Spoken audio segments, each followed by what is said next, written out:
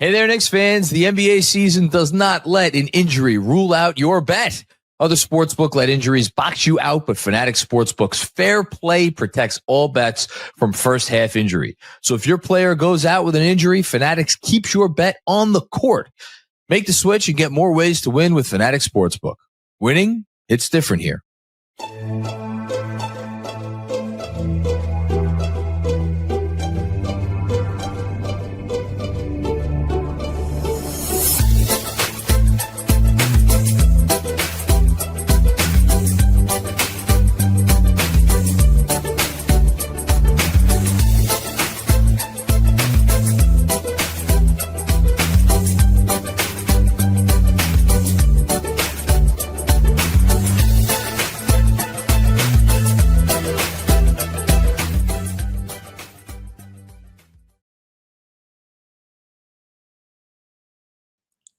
Hey there, Knicks fans. How you doing? It's your boy, Jonathan Macri, with you for another episode of the Knicks Film School Weekly Recap, here with a gentleman that I have not spoken to in a few weeks, and I'm very much looking forward to talking to tonight. Hello, Jeremy. How are you? Hello, John. I'm tired of snow. Enough. Enough is enough. You know, I didn't get to go to a warmer climate recently. That sucks for you. It does. It really does. And I like snow, but this is just too much. It's ridiculous. It's just overwhelming. Too much over it. And then there's supposed to be another storm coming to the Northeast next week where temperatures could be, well, into the negatives. So are we getting more snow for that? Well, there's going to be more snow this week, apparently. So that's how I'm feeling. But the snow's falling and the shots are falling. So, you know, I'll take the good with the bad. I did my shoveling in 2 waves today. I got up first thing in the morning, took the dog for a walk, and was like, all right, I'm already outside. Then I just shoveled until I could not shovel anymore. And then I did one more sitting, as it were, which took about, I don't know, half hour, 40 minutes. And now at least I have a shoveled driveway. Sidewalks, anybody who wants to walk the sidewalks around my house, that's their problem.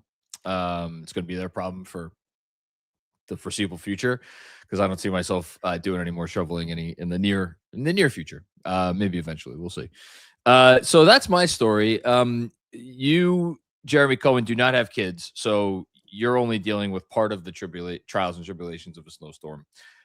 Being a working parent when your kids are home from school and there's shoveling to be done, it is a chore, my friend. It is a chore.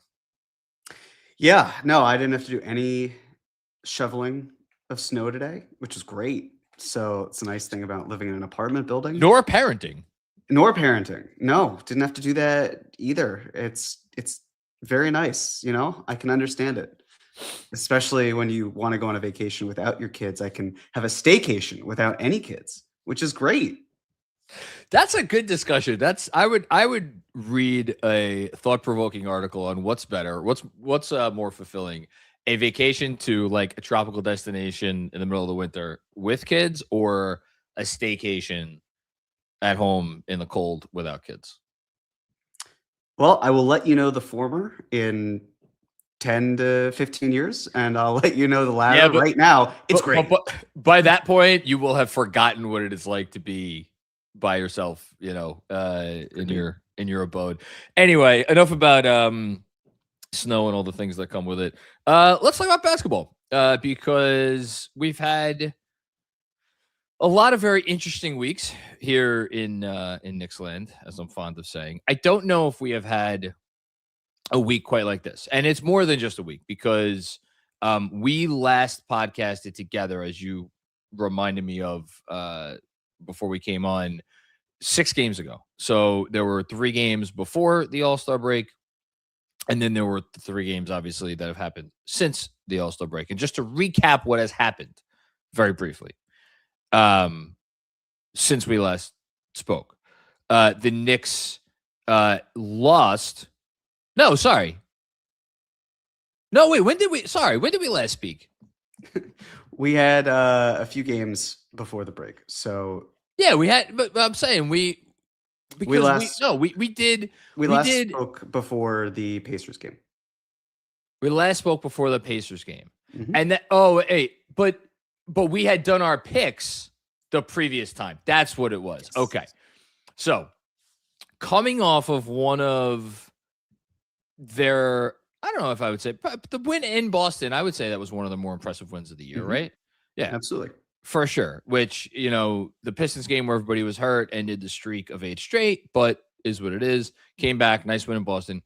They had one of their bigger letdowns of the season against Indiana at home. I wish it was in Indiana. It was at MSG, where they miraculously made it to overtime and then ended up losing after all.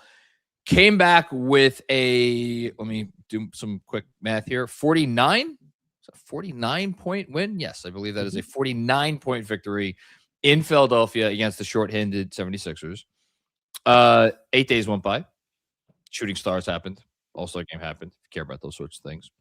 Went back into MSG. So now second straight game at home. This time against a much more formidable opponent, albeit one also missing some players. And put forth what I would define as a less than satisfactory effort against the Detroit Pistons.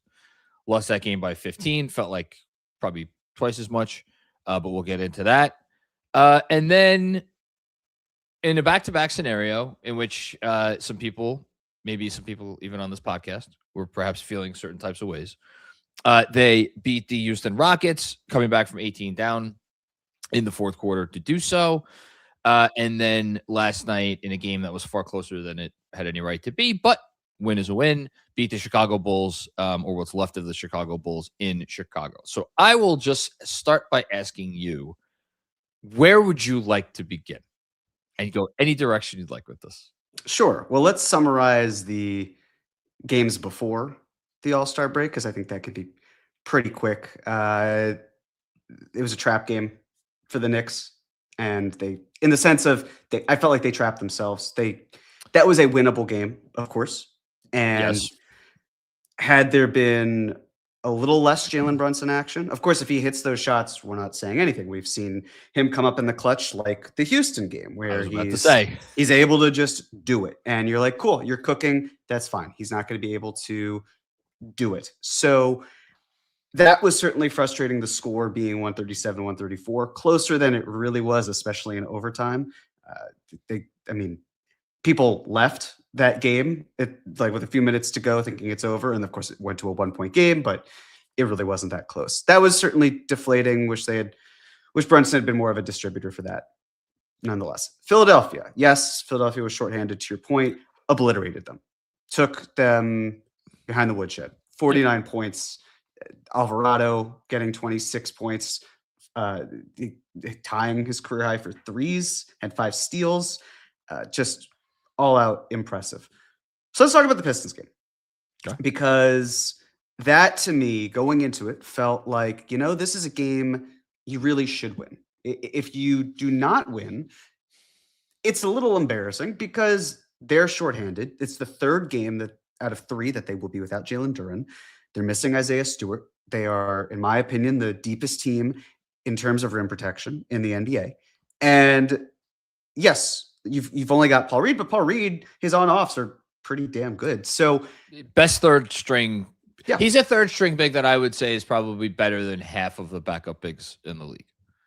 So, of course, it was close. And we could talk about the momentum shifting with the fast break with Cat and OG and the miscommunication there, of course, and everything sort of changing from there. But I still felt like, win or lose, this game, it's going to tell us something. If the Knicks win, the Knicks were missing a bunch of role players and rotation players the last time they met, and they got trounced. Yeah. If they win this time, I think it's fair to say, well, without Duren, without Stewart, and at home, okay. But they didn't. They lost. And to me, the regular season, it matters in terms of seeding, but that's not what we're basing this team on. We're not basing this team off of the regular season.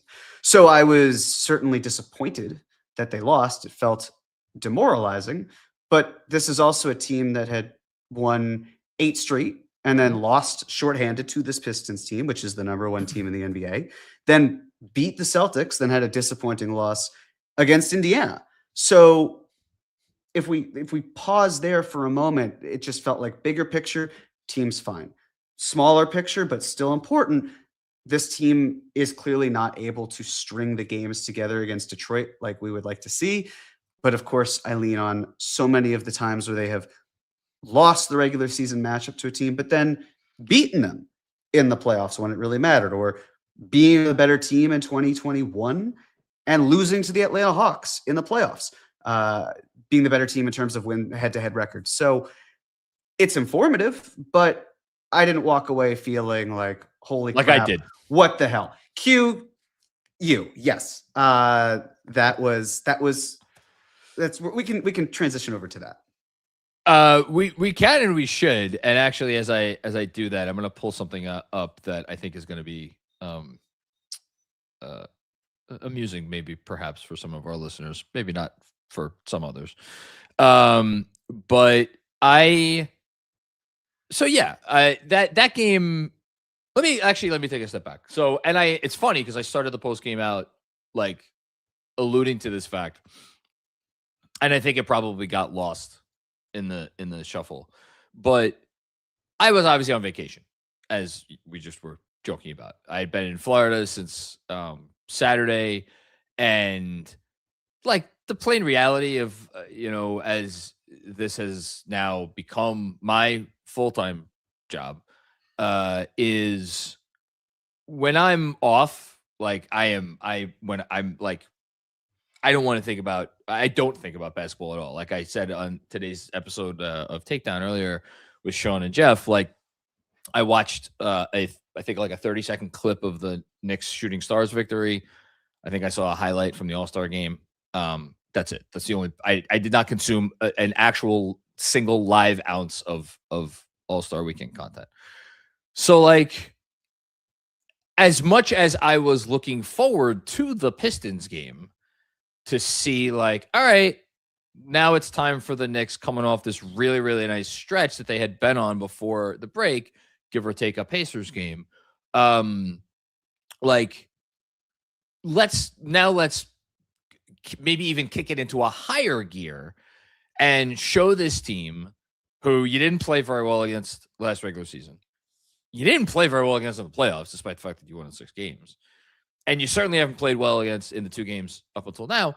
Let's like give a reminder to them and to the rest of the league at home that like, okay, this is cute. We're like, you got the 1 seed. We're not even coming for it. Like the whole thing. But now it's time to get serious about shit. And so it was like, all right, I got to go back to work, but there's something to look forward to, right? If I got to go back to work, at least it's a day in the office that I'm going to enjoy, because this is going to be fun. It's a big game. And then here's the thing. It's not that they didn't play with any effort, because they played with some effort. And it's not that they played as hard as they could and still lost. That game existed in this nether region where it was like they went in there and they're like, all right, we're gonna like try. We're trying to win. We're not dogging it, like we did the first time that they faced the Pistons this year. And it was as if whatever effort they decided to put forward was not even going to get them in the same conversation as the Pistons, who, by the way, started off that game, 1-9, 1 for 9, 1 for 8, something like that. And if it wasn't for that cold shooting start, now you could turn around and say, like, it wasn't for the Knicks cold shooting, which I know was a response from a lot of people. For me, it was just a slap in the face. It was a slap in the face for everybody who has ridden and defended with this team, defended this team, stood up for this team in the face of people like Vince Goodwill, who had that ridiculous quote, I think, on the Win Horse podcast before the break that Chris Persianen tweeted out about if any bit of adversity, the Knicks are going to fold. And of course, there I am on Twitter being like, giving out the laundry list of reasons why that's nonsense. Because we've seen them come back again and again and again. And they did it again in the last 2 games, right? Down to the Bulls, down for AT&T Houston. But to just go out there and do that against that team, and that's the last part of it. It was like, it's the fucking Pistons, man. Like, this isn't the Celtics of 2 years ago or even last year or whatever it was. This isn't like the KD Steph Warriors. This isn't even like what, the Spurs, for instance, on New Year's Eve. Like that, like Wembanyama was awesome in that game. I know he left hurt, but like he was rocking it in that game. Like one of the best players in the league. If they had done something like this in the face of Jokic, maybe my reaction is the fact that I don't respect Cade Cunningham to the level I respect all these other stars in the league. Whatever it was, that game got under my skin something fierce. And I don't know that there has been another game, putting aside like obvious ones, like game 1 against Indiana. I don't know that there has been another game like it. So to say that I was a little twisted when I sat down for that post game would be the understatement of the year. I can't really say anything else other than that. Like the whole unlikable thing, like I've talked about it already. I don't know what else needs to be said. It was probably the wrong word choice, but it also came from a place of truth, and that that team pissed me off one too many times, and I was ready to let him have it. That's really all I got. Sure. Do you still stand by the blowing the team up part? And if so, what exactly does that mean to you? Oh, I don't know what it means. Okay. I mean, I think it. Well, maybe we'll find out. But specific, thinking back to Thursday, when you come out hot saying like, what was I thinking? What I was thinking was that Towns needs to go, and that one of Bridges or Anunoby needs to go. Okay. Because this collection of players is just, I think something's off. Now, do I still feel that way after, two? I don't know how would you describe these last 2 wins? I don't know. There were 2 interesting wins. I thought the Houston game, after the Houston game, I said that's the win of the year, coming off the Pistons game and how they came back and they won it. And a lot of people were like, this doesn't move me at all. They played like dog shit for the first 3 quarters. And really it was more the third quarter. But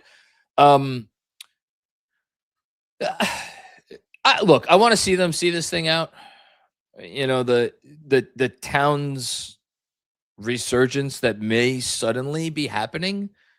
The last 2 games were arguably his best back-to-back games of the season. It gives me a little bit of faith. And yet I still have some very serious concerns about this team's DNA when all is said and done. I've said this many times. I'm very curious to see how they come out against Cleveland. To me, but again, this is talk about famous last words. I'm going to sit here and say, I'm curious how they come out against Cleveland. That result is going to mean something to me, how they come out and how they play in a game against a team that is battling with them in the standings. And yet if they came out and they laid a deuce on the court in Cleveland, like they've done many times over the past year and a half in supposed big games, how should I take that?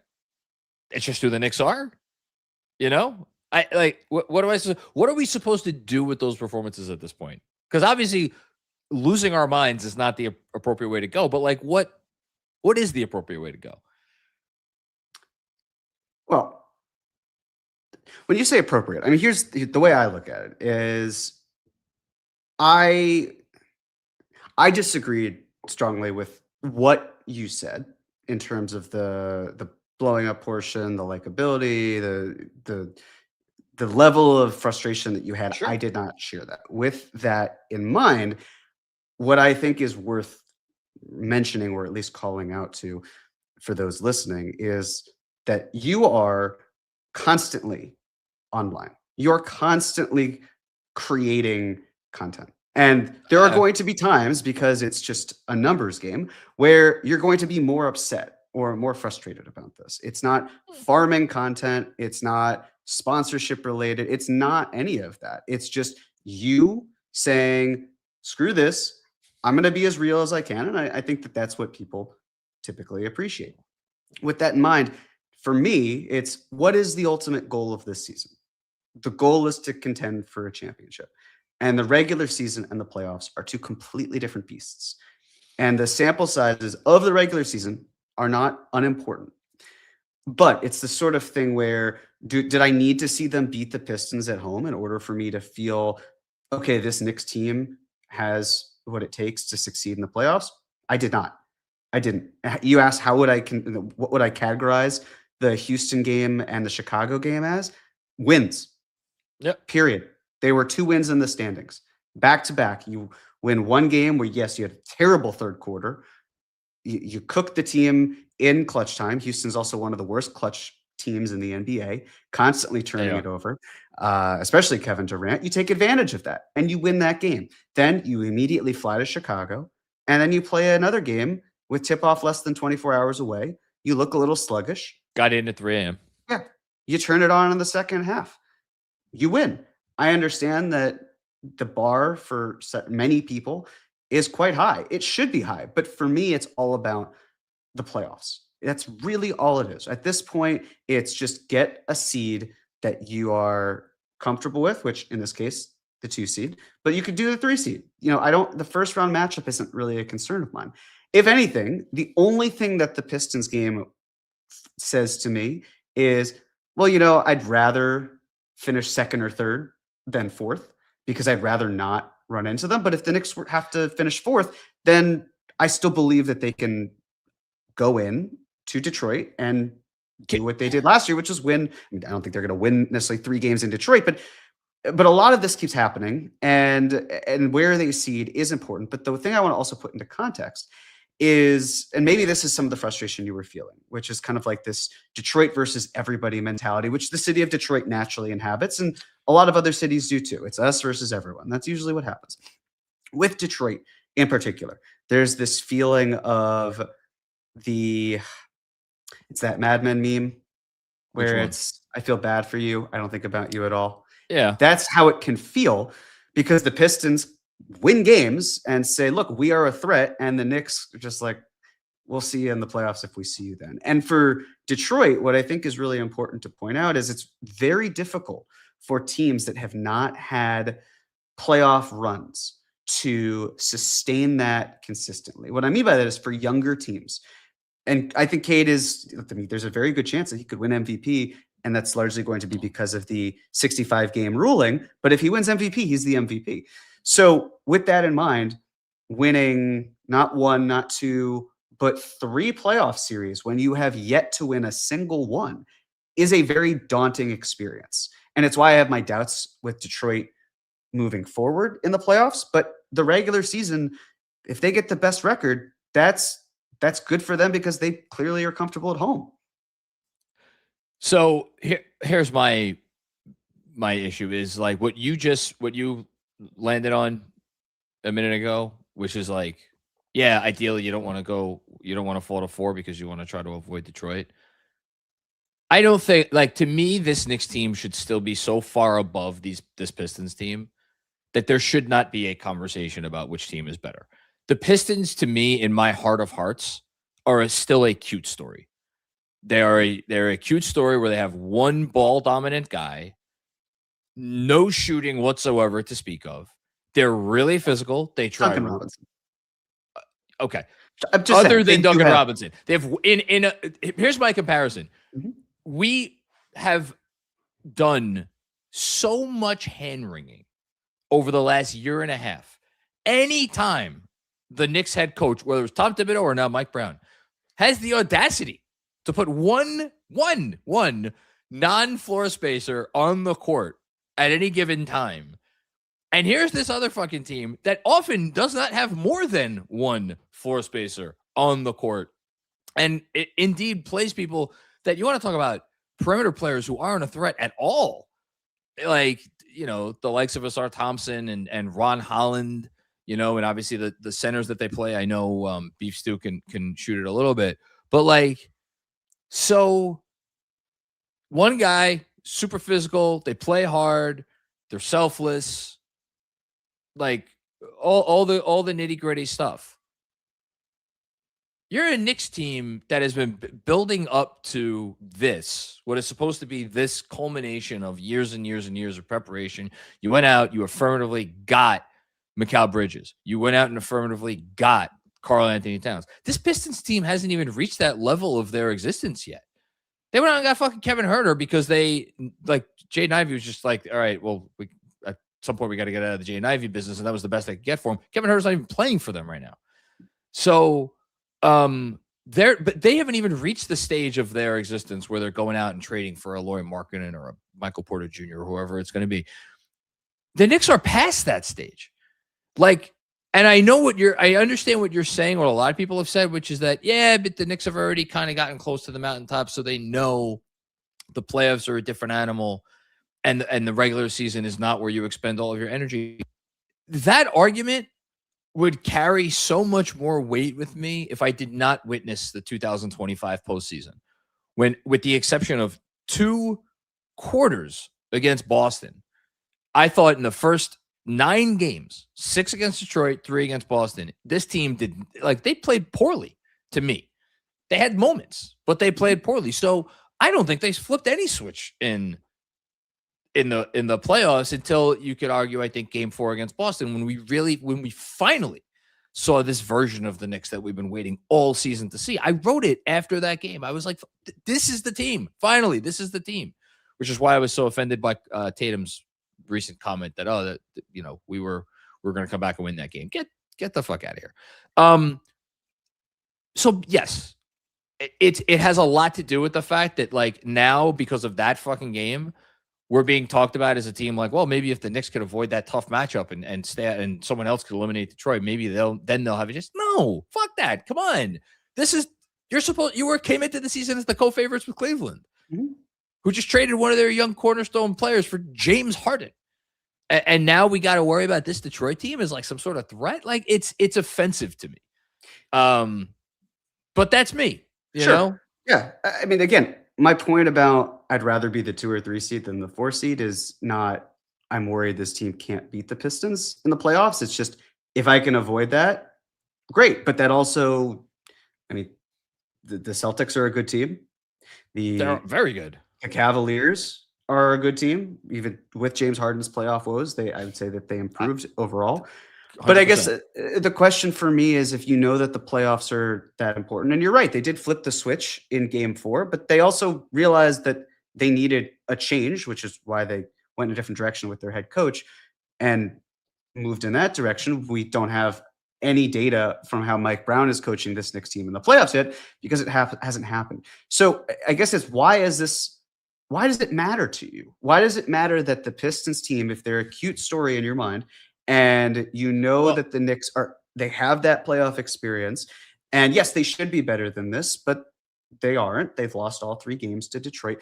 Why is it that this team in particular is so grating on you in a way that we know that the playoffs is what matters most, not the regular season? Because, and I think you just nailed it. I think we got here. It took a while, but I finally realized where that truly came from. To me, that was the nail in the coffin of the fact that this experiment, whether you want to call it the cat experiment, whether you want to call it like the summer of 2024 experiment, like whatever they did to try to pivot out of, or pivot or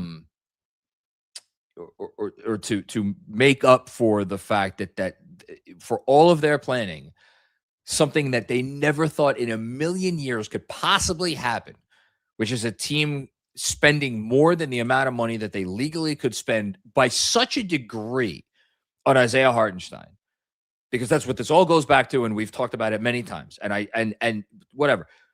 This experiment, their pivot off of that to fix that wrong, which was the original sin, which again was nobody's fault. I don't blame Leon Rose for 1 second for not signing Hartenstein to a 3-year deal or any of the people. No, come on. It was just bad luck. That it is essentially not a failure, but like this was supposed to be the team that would not have a game like that, I guess. And I guess that's where the fundamental disagreement is, which is you're saying like it's not a big deal because the Pistons are treating every game like it's their Super Bowl. The Knicks have been, on the doorstep. And I don't see it the same way. I'm not treating the Pistons season as like, congrats on your Super Bowl. They have fought hard to have the best record in the NBA. They deserve that. They've also had a very easy schedule this season. They can have an easy schedule and still curb stomp the Knicks in the 3 games that they've played. That both things can still be true. It's just, okay. I just don't, to me, it doesn't matter until it truly matters, because the Knicks didn't construct this team for the regular season. That wasn't the ultimate goal. No. They didn't go out and get Alvarado because they needed a regular season addition. To your point, right, the Pistons did not fortify their roster for the playoffs. That, to me, is advantageous for the Knicks, because if you're saying they're a cute story but nothing's going to happen here, then great. When shooting is important, when the game slows down, I mean, Asar Thompson's still going to be an elite perimeter defender, and the Knicks are going to need to find a way, should the two teams meet, to get around that, and also stopping Cade Cunningham, because neither Mikal Bridges nor OG Anunoby was able to do that effectively. I agree with you in terms of the Hartenstein signing being detrimental to the Knicks, and we've traced it as a root cause for how you get to. But to me, I'm not quite clear on where the connection is for this Knicks team and the Pistons. Because to me, they should be looked at as little brother still, and now that game was almost the confirmation of the fact that no, they're not. Now it's like they're the big dog in town, and the Knicks are climbing uphill to catch them. Okay, but why do you care that the Pistons are not considered the little brother when you yourself don't have the faith in the Knicks that you want to have? Oh, I think the two things are inextricably intertwined, because if to me, the fact that the Pistons are the Pistons, right? That they are who they are. They're like, whether they've done what they've done to the Knicks or not, like, I just don't look at them and see a team that is a serious contender for the title, and based on all the things that I've talked about. Now, obviously, that statement looks very silly. They have the best record in the NBA, but I don't personally view them as a team. Like, I feel like I've been watching basketball for long enough. I know what it looks like. And the fact that they are now head and shoulders, or perceived at least, based on the evidence, as head and shoulders above this Knicks team this season, is a reflection on the Knicks. And maybe the part that I'm not like being clear about, it's not about what happened specifically on Thursday night or about what has happened specifically against the Pistons this season. It is a year and a half's worth of evidence where this, because again, let's go back to the summer of 2024 when they got Bridges and they got Towns. It was like, okay, the Knicks are going all in on these five guys, right? These five guys who should be able to play together to such a degree. The defense makes up for the offensive weak spots. The offense should be otherworldly, the whole thing. And it feels like we're more than a year and a half into this thing, and we're still waiting for those five guys specifically to play in a way that makes us believe that there is something greater with those five, that they could achieve some higher level of play. Mm-hmm. And I don't feel, and this is not to say that they have not had stretches where they have looked good, but when you have watched some of the very good to great teams over the last several years, the first one that comes to mind, and this is the other annoying part. What's the comp we always make to, if this Knicks team going to win, how are they going to win? What blueprint are they going to follow? The blueprint of the 2023 Denver Nuggets, right? Mm-hmm. Those Denver Nuggets, when their starting five was out there, they were unbeatable. Those five guys together played a brand of basketball that was as beautiful as anything we have seen in the league over the last 15 years, save for the 2014 Spurs, and maybe. I mean, honestly, that might, it's top 3 or 4 teams over the last 15 years in terms of how cohesive they were. This Knicks team, to me, those starting five, that five guy units, it's the opposite of that. Mm-hmm. It's like we have to, it's almost like if we could survive the performance of the starting five, the Knicks might have a chance. And then let's get some other groups in there. Let's mix it up. Let's get a bench guy here and all this other stuff. And I say that knowing. And DJ tweeted about it today, and credit to him for doing so. They have almost a positive 10 net rating this year. Like, it's really, really good on paper, and yet I just don't, from my eye test, I don't buy it. I don't buy them as a serious 5-man unit. That's if I'm going to boil it down to something, I'll boil it down to that. Okay, because it's a couple different things that you're saying. First off was perception. You have an issue with perception of the Pistons. You mentioned about how you don't like that people are treating this Pistons team that you don't believe will make it to the finals as a bona fide contender. And I don't even disagree with that. I think the Pistons have shown that they were a tough out in the first round last year, and that they have shown this year that they are the best regular season team, period. But that is different. With the Knicks and the 5-man lineup, sure, absolutely. The nice thing is that the Knicks also are experimenting with other lineups. When you look at the Pistons have had only 4 lineups, 5-man lineups, that have played 100 possessions or greater. That's it, just 4. Meanwhile, the Knicks have had... And it doesn't matter. 7. Well, what do you mean it doesn't matter? Well, it doesn't matter because they aren't built around 5, like, quote unquote core guys. They're one of their main strengths is their depth. Sure. But also the Knicks, like you talked about the trade and last year where the Knicks didn't have a ton of depth, or certainly didn't experiment with a lot of their depth. This year, they have more depth outside of Deuce McBride being out. They are a very healthy team. You could say that the Knicks can go 8, maybe even 9 deep. That's pretty good. So the point I'm making there is that the Knicks are treating the regular season as experimentation time, which is not what they did before. But they are. I agree is with actually you. what they're doing. So I agree with you. If one team is like, this is what works, and we're going to stick with it. The Knicks did that last year, and it wasn't working nearly as well. But it worked. They still found things. They were very rigid in terms of what they wanted to do, and they had a lot of good health for the most part. Yeah. So this team now, the Knicks, have seen players go in and out of lineups. I mean, we still have not seen a fully healthy squad with the new additions, which makes sense because Deuce has been hurt. But even this whole year, I think you can count probably before the trade deadline on maybe 2 hands. Maybe, like you're adding another digit or 2. How many games this team has been healthy for? So that's why, to me, it's okay. If you focus on the regular season, and if you're so concerned about the team and how they're being praised and how your own team and that you don't believe in it and all of that, sure, of course you're going to crash out. It makes total sense. Let me be clear. I don't care that people are praising the Pistons. This is about the Knicks. But you talked about the perception, about like what Vincent Goodwill and others forget said. that. Okay. Forget the perception part of it. It's the fact that let me just say, the Pistons are better than the Knicks. That's what it is, you know? Okay.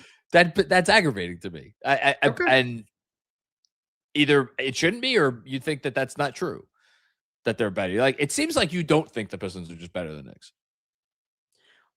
Again, this will be determined this spring. This is not something, as of right now, the Pistons have a better record than the New York Knicks. That is a fact. The Pistons have beaten the Knicks in all 3 games, and there aren't any more this season.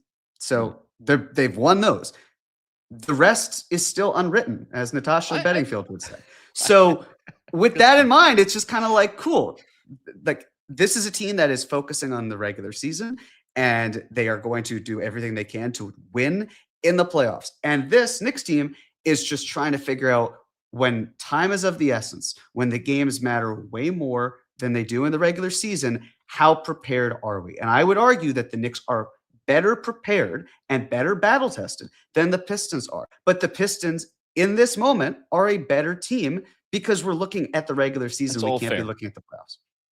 That's all fair. It's all fair. Everything you said this entire episode is fair, and I honestly don't disagree with a single word of anything you said.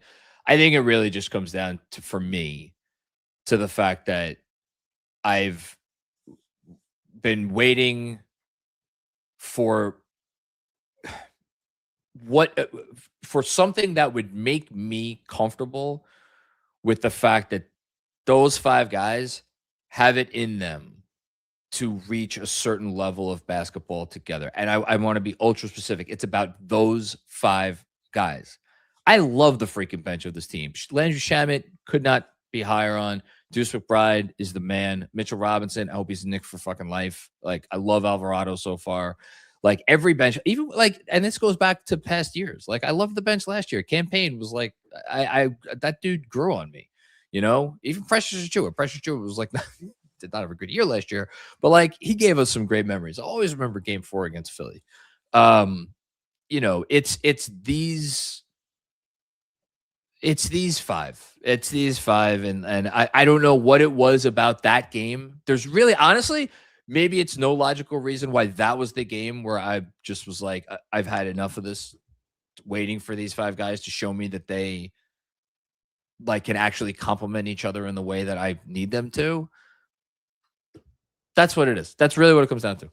Unless we're looking for burgers, I don't really care about five guys. I care about the fact that there would be a deeper rotation. We've seen these lineups that That's are good. able to work with other players. We've seen Mikal Bridges just this week get So benched wait, it doesn't consistently. I'm not saying it doesn't bother you? Of course, it bothers me. Absolutely. I want there to be more. Not enough to lose your mind, though. No. I mean, I can understand the argument as well behind, hey, Josh Hart not being in the starting lineup, having more accessibility to 5 out in a way where we saw it work pretty well. That got the Knicks back into the game. That, like, stuff like that, I get it. I also don't know who is usurping Josh Hart to be a starter with Deuce McBride out, as an example, and he wasn't doing that beforehand. So how about Landry Shamet? He could, but we've also seen that lineup and it hasn't benefited as well. I mean, if you want to talk about what works and what doesn't, you don't trust the current starting five. Cleaning the Glass says that they have a plus 9.4 difference, which is what DJ tweeted about earlier. But if you put Landry Shamet in there instead of Josh Hart, it's a plus 6.7 in a smaller sample size. Yeah. In a smaller sample size, absolutely, but that doesn't mean it's going to work. The offense is hovering around the same, and the defense for the starting five that the Knicks have is better by 9 percentile points. The reality is, I don't even. I said in the preseason, nobody's a bigger Josh Hart fan than me, and it talk about things that boil my blood. As I've referred to it many times, the cottage industry that has become like, oh, we must have a 5 out starting five, and we have to get Josh Hart out of there. Like, nothing boils my blood more than that. That said, preseason throughout the year, every time the topic has come up about changing the starting lineup when Deuce was healthy to Deuce in place of Hart, I'm like, let's see it. Go for it. Just to see if you gave a real sample size of that, 10, 15, 20 games, whatever, would they find some sort of type of rhythm? In my heart of hearts, do I believe that would solve it? No, because I think it's the other four. I don't think that Hart is and his lack of spacing or anything like that is the main issue. But look, we talked about this before. I don't want to belabor. I think we got it. Thought important though. We've been talking about it for a year and a half. Nobody knows what it is about this starting five that just simply, unless you believe it truly is just Hart, the fact that Hart is is a guy that defenses don't guard. I just don't believe that that's the main issue here. I don't believe that's it. Again, I'm with you, where like you don't have to have Josh Hart out of the lineup just to do 5 out. Like, but that's where it boils down to for me, which is you can mix and match accordingly. And if you know what you've got with this lineup, then or with any of the players and the combinations you want to do, because that's what the regular season is, great. That's what you lean on, because then you have in your back pocket, based on the matchups, based on how this team has performed, based on any situations, you're ready. You're prepared. You can't be, there's no such thing as over prepared. That's what I see here. No, you're absolutely right. You know what's interesting to me? Might just be me, but what's interesting to me is it feels like every time. Let me take a step back. The starting five, you know what the starting five doesn't have? It doesn't have anyone that is just a ball of energy, that is constantly in motion, that has some shit to him, for lack of a better term. If you're going on the defense, on the offense, it's more the constant motion thing. The sort of guy who is gonna be super valuable out there, even if they're not shooting it at all. Like if they don't get one shot, just the fact that their presence between spacing, between what they bring on defense, being a pest, like they don't have one guy like that. And it feels like that's what they need. Now, this team has had several versions of that guy. Deuce McBride, Landry Shamet, now Jose Alvarado. Mm-hmm. Like, give me any of those three with the other, pick any of the other four. And I kind of think that would be an improvement, but I don't know. I'd argue Josh Hart would probably fit the description of the energy guy you're He's talking supposed about. to. When he gets taken out of games, of course, no. He's like, but then they find other substitutions. They're able to do what they need to. I hear you. But in terms, I mean, they are who they are. We know Jalen Brunson is going to be the ball handler. We know Cat has not been able. And again, we've talked about it before. I still see it as it's not a Cat issue. It's not a Mike Brown issue. It's not a player's issue. It's an everybody issue. I completely agree with that. Like we don't have to single one person out in order for it to feel like that's what it is. Everyone is someone somewhat responsible. So yes, I mean, do I think Deuce McBride changes the trajectory of the team in a way where the Pistons win that game or the Pistons don't win that game? Probably not, but that's also not the point because we know how important Deuce McBride is. And if we look at him as like, well, this is the guy who's number one on the team and projected EPM and he's out for potentially the rest of the regular season, that matters. It matters a lot. If you look at the last 15 games the Knicks have played, they've played 295 minutes of the starting five that we've got. And it's a 10.5 net rating. And if you look at Brunson, Deuce, Bridges, Hart, and Towns, that was 118 minutes, and that was a net rating of 16. So there are combinations here. And Alvarado, we've seen him contribute to winning minutes. So now we're back to talking about 7 guys. And then there's Mitchell Robinson, who has been phenomenal. Yeah. So not since the All-Star break. I haven't but he's been great. He's been through the season. So again, that's 8. And then you look at Landry Shamet. You look at potentially spot minutes from Diawara. We'll see about Sohan. But they have depth. Exactly. So that's what I keep going back to, which is that team, you had to rely on the starting 5 because it felt like that was all you were trained to do because that is largely what Tibbs did. This is different. This isn't about the starting 5 or bust for me. This is about mixing and matching, and that starting 5 is improving, which is the step in the right direction. But what else can you do that's not that starting 5? Because it's not going to be hockey rotations where you're not doing 5 in, 5 out, or like that. There's a part of me that is almost more aggravated hearing you, and it's not because you're wrong. It's because you're 1,000% right. They have more depth now. So it's like, again, last season, they didn't have much of a choice because the depth, I think, was a legitimate question mark, even if Tibbs went way overboard. This is different. So now it's like, oh my God, if the starting 5 could just get out of their own fucking way. And again, I know the net rating. I'm very well aware of it. And maybe that's the part that's so aggravating to me. Let's I don't know what else we were going to talk about on the show, but we got to move on to awards. Last thing before we do move on to giving out game ball, only because it has been written about. Let's just say that. Mikal Bridges, not always closing games.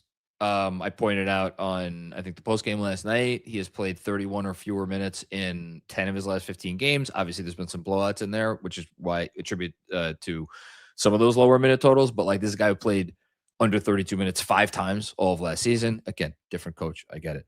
But still, how much would it totally shock you? Like on a scale of 1 to 10, I don't know how else to say it. If Mike Brown made a change to the starting lineup and Mikal Bridges was the guy who went to the bench. 10 is being shocked? 10 is being shocked. Yeah, I'd be a 10. You'd be a 10. Okay. Not a 9.7? No. Okay. What are they going to say? And if you want to talk about perception again, like what are people going to say where it's you traded 5 first-round picks for a guy to come off of the Jeremy, bench? I'm aware. There's a sunk cost. I'm aware of what the conversation No, he will not be moving to the bench. But, if he were playing better, he'd be playing until the end of games. But he hasn't been closing that way. And I, if anything, appreciate the fact that Mike Brown recognizes this isn't working. I got to do something else.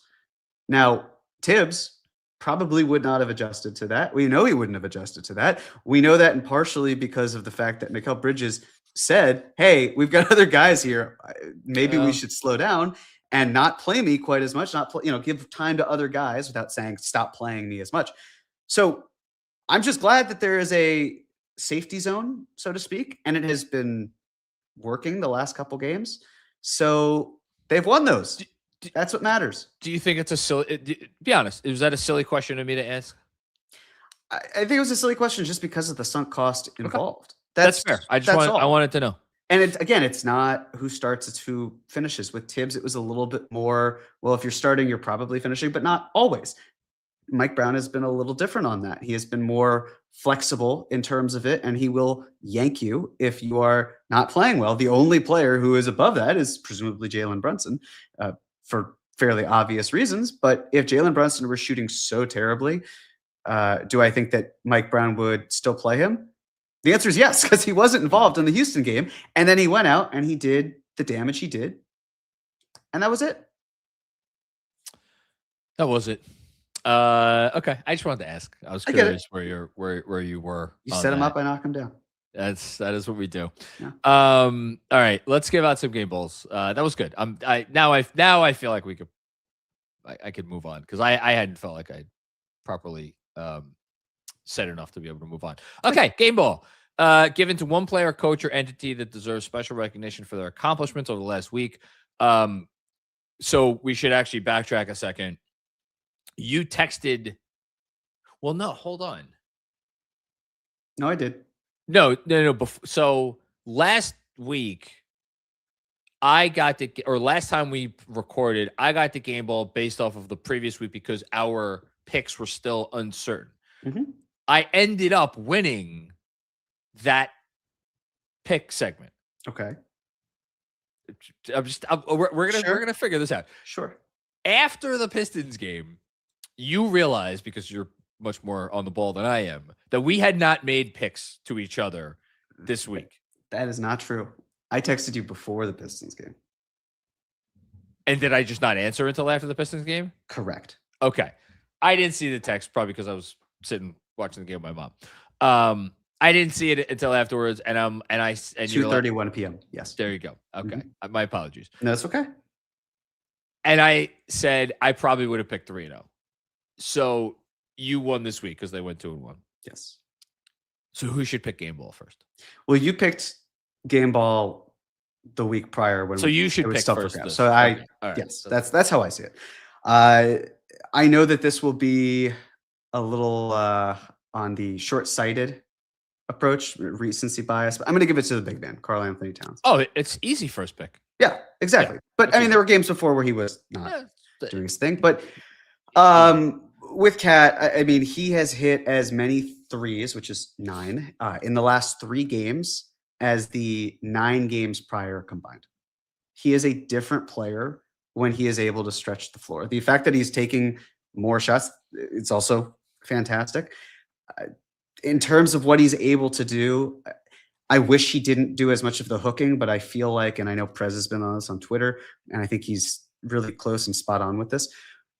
Cat's mobility seems a little bit more limited this year, even in terms of getting up at the rim. Oh, yeah. So the fact that he is hooking is to draw the contact to get to the line, but the refs are calling it, but he still does it. If he were able to beat his opponent off the dribble better than he is, then he probably wouldn't be doing the same thing that he's been doing. But with that in mind, it was the defense in the fourth quarter, the locking in against the Rockets, that really turned that game around.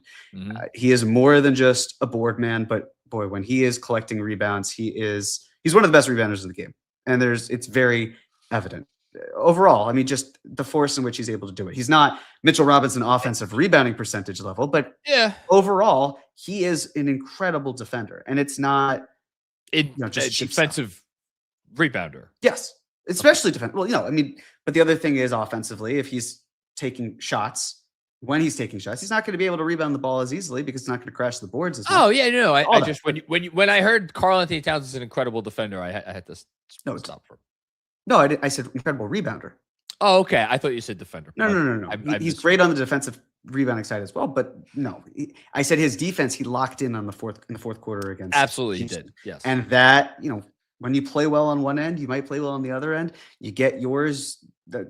James Edwards III had a great article about it today, and it's true. A big thing of Cat is just making shots. I was looking at the catch and shoot numbers between last year and this year, because last year he was like maybe the 4th best catch and shoot 3-point shooter in the NBA. last year he caught and shot. He spotted up on 46% shooting, and that was 3.9 threes per game. This year, 36.6% on 3.7 attempts. So that's a 10% drop in his shots, which is why, to James's credit, a lot of this is simply if Cat can make shots, the concerns go away.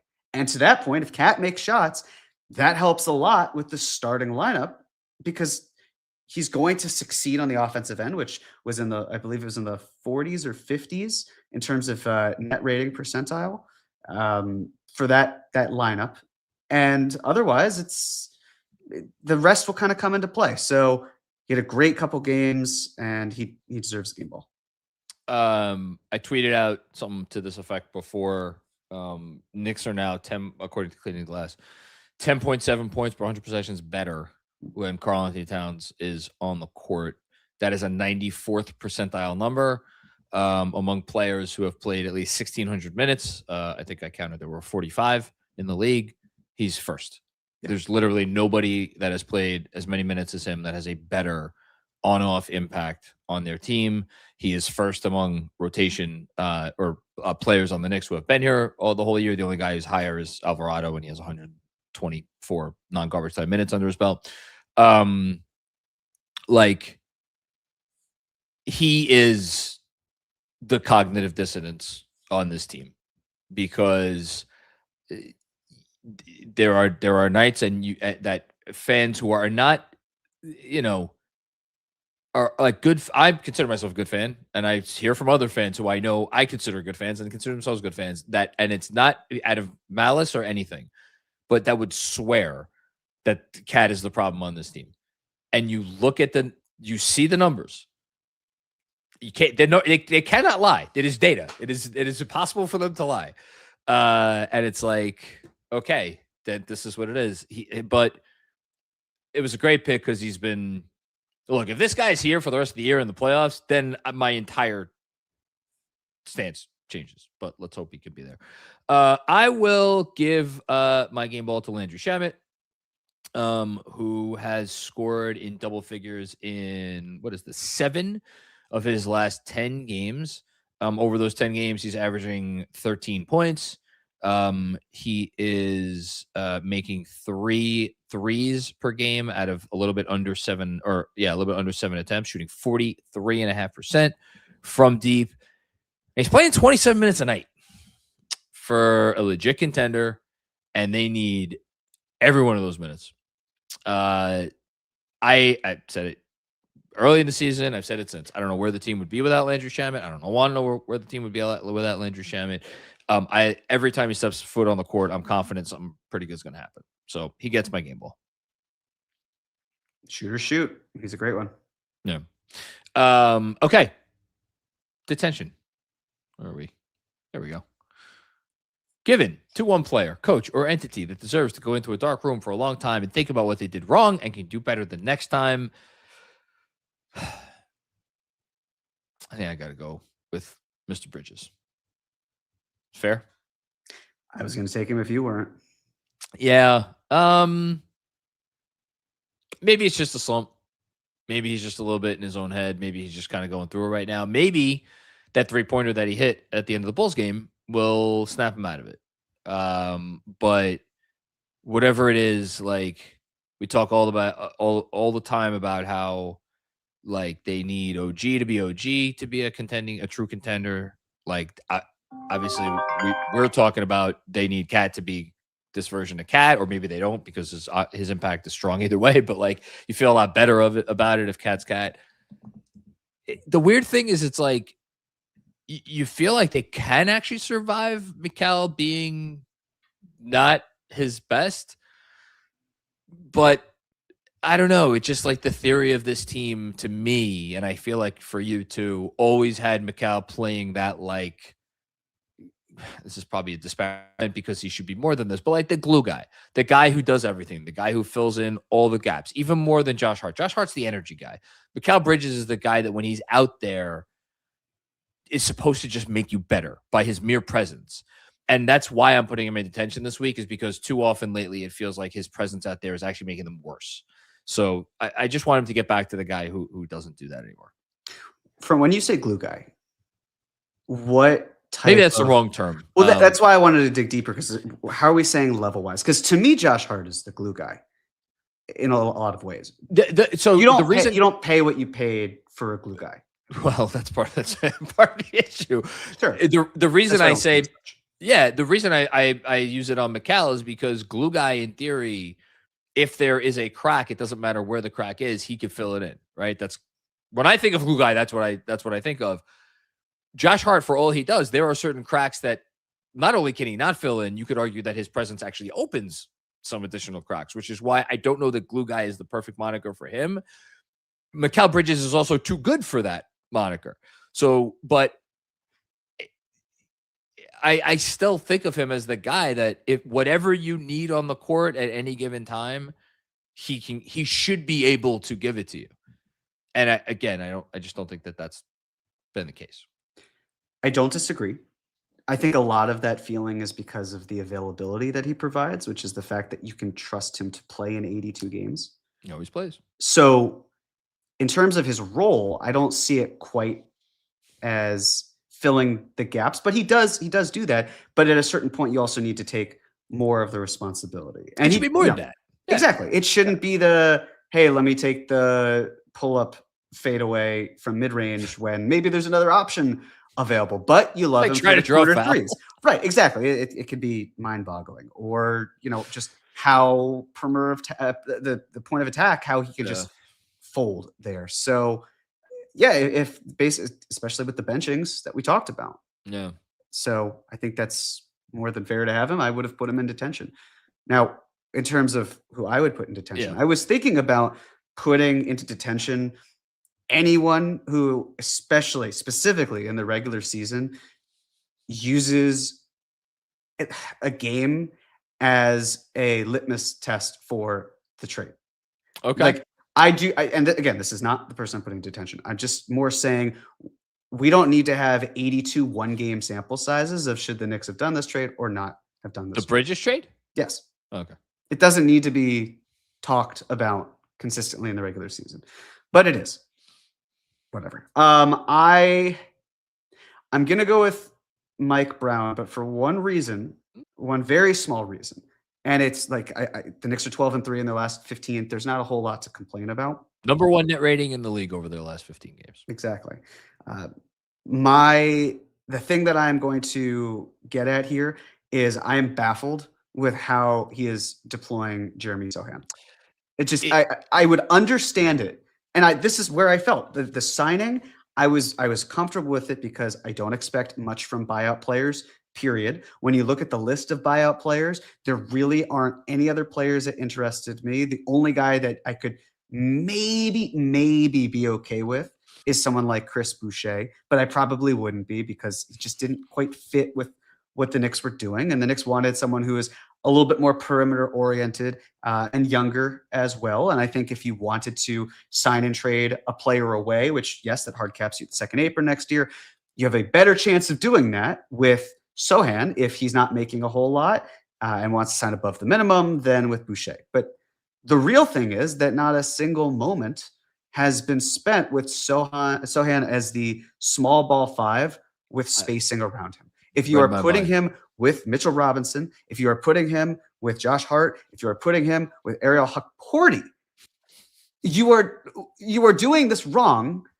At least that's how I feel. And that's not the experimentation I want. I can live with Diawara seeing less time, and I still don't think it has anything to do with salary because I just simply do not, based on how the market has set itself up.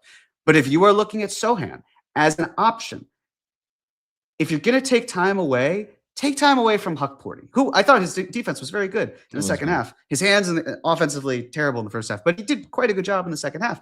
But it's figuring out where Sohan fits in. And if it's not that small ball 5, if it's not experimenting with him and OG and no other, guys who aren't going to space the floor, who will crowd the floor, I'm confused as to why, because that's the wrong type of experimentation.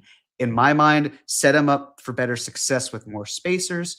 That hasn't happened yet. And I feel like we're not going backwards, but it kind of proves further of Why is this not working? Well, we figured that this wouldn't be the right thing. So what is it that he's trying to experiment with that I'm clearly not seeing, because I just didn't think this was going to be the reason for why they signed him, but now they're deploying him as such. 10 out of 10, no notes. A+ for you. Okay, predictions. 3 games this week, starting tomorrow, as it were. Oops, I meant to put that should not say Detroit. I'll edit it, but I'll just say tomorrow at Cleveland, Friday at Milwaukee, and then Sunday back home for San Antonio, the rubber match, as it were. The rubber match for San Antonio. San Antonio, yeah. I thought you were saying the rubber match for the week. I was like, they haven't lost a game yet. They haven't won a game yet. I will keep the good vibes going. They're 12-3 in the last 15, as mentioned. Number 1 net rating, as you said. 2-1. Yeah, that's smart money. Shit. I really don't want to pick 1 and 2. So don't.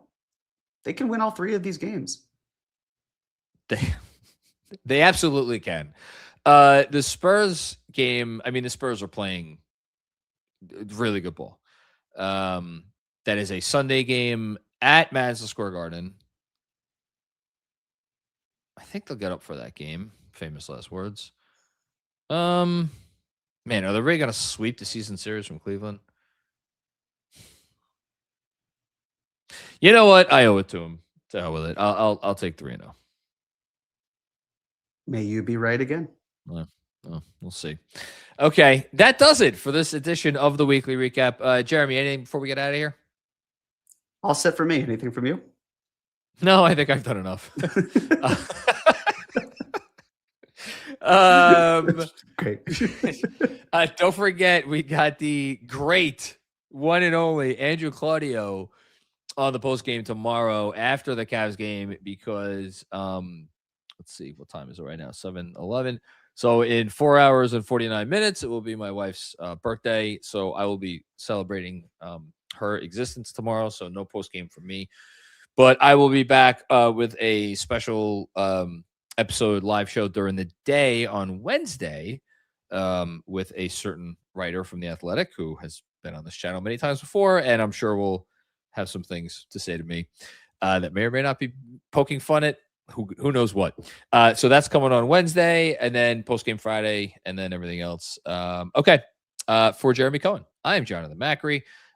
Thank you for tuning in to another episode of the Knicks Film School Weekly Recap presented by Fanatics Sportsbook. If you dig the show, you know what to do. Support us in any way you can. Ratings, reviews, follow us on social at Knicks Film School, SKOOL. And then, of course, bonus content at Patreon and Substack. And of course, as I have just signed us off, you know what I forgot to do, Jeremy? Check the chat. Kevin Danishevsky. Jeremy to detention for his Sohan advocacy. Literally just whatever. Whatever, Kevin.